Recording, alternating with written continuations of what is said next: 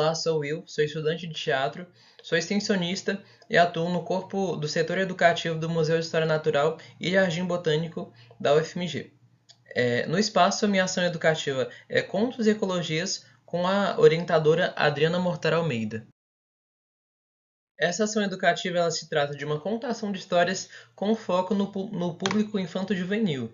O Museu de História Natural e Jardim Botânico é um espaço natural, com várias espécies arbóreas, e um espaço museal ao mesmo tempo. E um local que conta com visitantes tanto espontâneos quanto público agendado. E muitas escolas agendadas também. Então o espaço acaba também, né, além de várias outras atividades, tendo uma função muito importante na educação não formal. E um espaço muito propenso para a educação ambiental também. E essa é a proposta dessa ação educativa.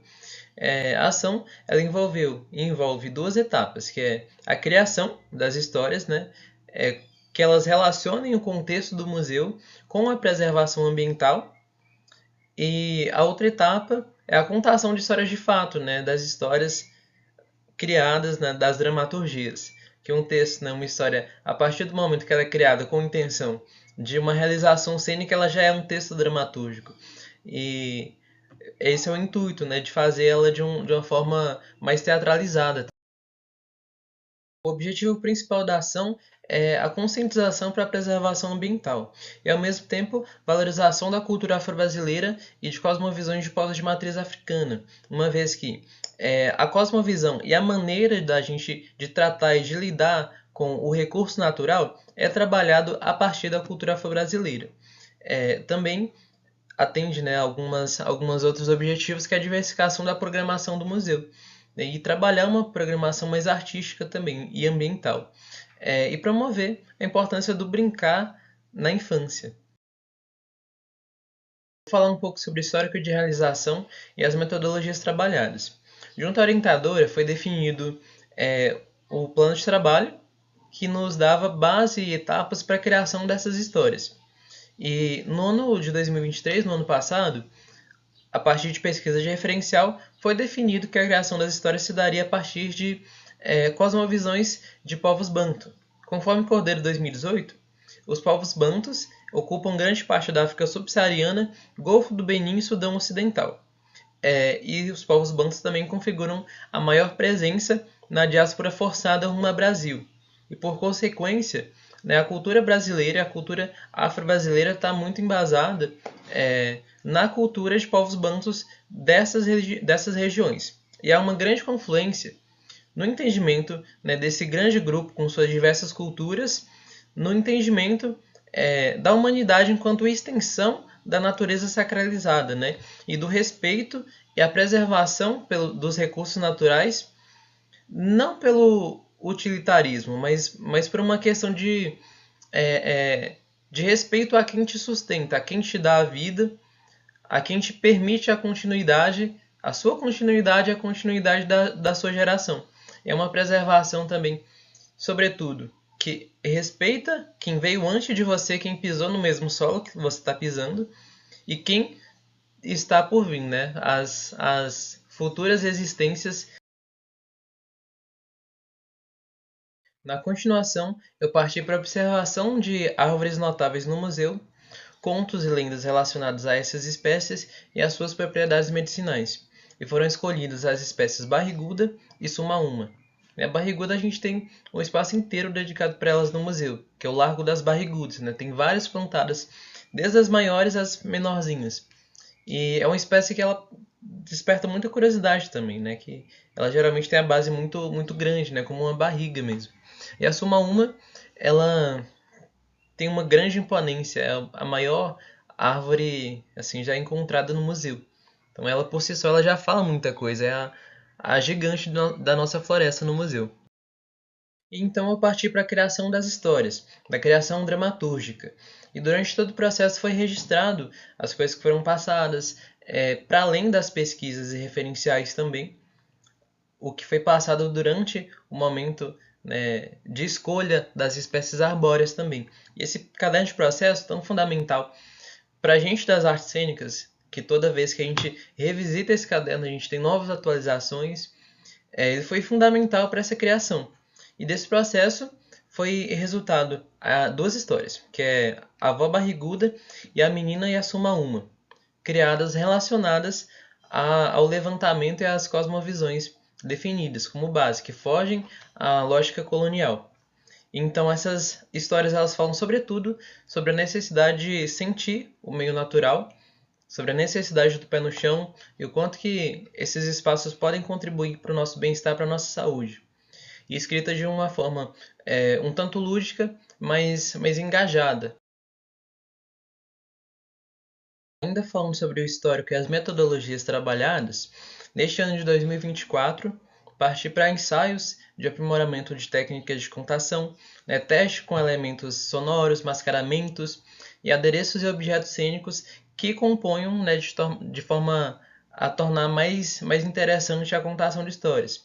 Esses ensaios aconteceram de março a maio no anexo da Escola de Belas Artes da UFMG, o anexo de teatro, e em junho contou com um ensaio presencial no Museu de História Natural de Jardim Botânico, em período de greve nacional deflagrada pelos funcionários técnicos. Nesse processo de ensaio foi criada uma nova história, que é uma terceira, Noite Acordada, que ela é sobre um neto que teve a experiência de uma noite na mata e volta para poder contar suas curiosidades, e coisas que ocorreram para o avô. E durante essa visita, esse ensaio que teve no museu, em período de greve, foi constatado que o espaço que era intencionado para realizar essas contações, que era o Largo das Barrigudas, estava com reformas próximas, que inviabilizariam a realização naquele espaço. Então, foi aí que migrei a ideia dessa contação para o Auditório da Mata. Partindo para os resultados, em agosto de 2024, o Museu de História Natural Jardim Botânico completou 55 anos. E no sábado comemorativo, que foi o dia 10 de agosto, organizei junto com Fernanda Antunes e Rafael Fares o Sarau Florestal, que compunha a programação desse sábado comemorativo. E esse sarau foi a primeira realização pública da ação Contos e Ecologias. E aqui a imagem à esquerda eu retrato como que é esse espaço do Auditório da Mata. A contação durou 30 minutos e contou com cerca de 25 espectadores, sendo desses 5 menores. E para iniciar, realizei um alongamento para maior engajamento corporal, para possibilitar melhor fruição artística da obra. Aqui tem algumas fotos representando tanto o alongamento quanto o momento da contação em si. E pós-contação foram coletados alguns questionários de avaliação, mas até a data presente não foi possível computar esses dados para serem apresentados. Ainda assim, através de relatos orais, no final do sarau, a história Noite Acordada foi a mais apreciada. E, curiosamente, ela foi a última escrita para a contação, que eu tive menos tempo de ensaio. E conforme os relatos, foi devido à simplicidade e à contação dos mistérios da mata, entre o avô e o neto. Aqui estão outros registros da contação. Na imagem à direita aqui tem um retrato do mascaramento utilizado, que foi uma meia máscara teatral. E esse nariz longo que ela tem já despertou muita atenção e muita curiosidade das crianças também. À esquerda aqui a gente tem outros registros da contação e à direita registro de outra contação de história, de outro momento, que é aqui a trilha da Dona Cutia proposta pela Fernanda Bichara, do Educativo, e realizada por mim. Como conclusão, a ação educativa ela precisa de mais execuções para melhor avaliação e atendimento dos objetivos. Ainda assim, já foi possível observar alguns impactos mais imediatos, como a boa interação e receptividade do público, com engajamento e perguntas curiosas. A contação ela se mostrou também um meio educativo muito cativante para a educação ambiental, para além do entretenimento em si. E também a atividade agregou à programação do museu, enquanto promove a conscientização da preservação ambiental e valorização da cultura afro-brasileira. Eu tenho expectativas futuras de realização de novas apresentações, de atrair vários públicos novos também, estimular a preservação ambiental e uma vida mais consciente em cenário de emergência climática e também de viabilizar a publicação dessas histórias criadas.